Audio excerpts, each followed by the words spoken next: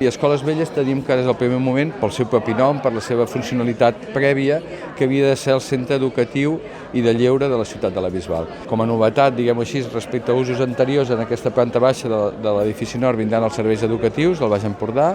Tenim una gran mancança amb les entitats, tenim moltes entitats a la ciutat que ens aporten molt en el que és l'organització d'actes, però els hi faltava l'hotel d'entitats. Llavors els hem reservat tota la planta de dalt.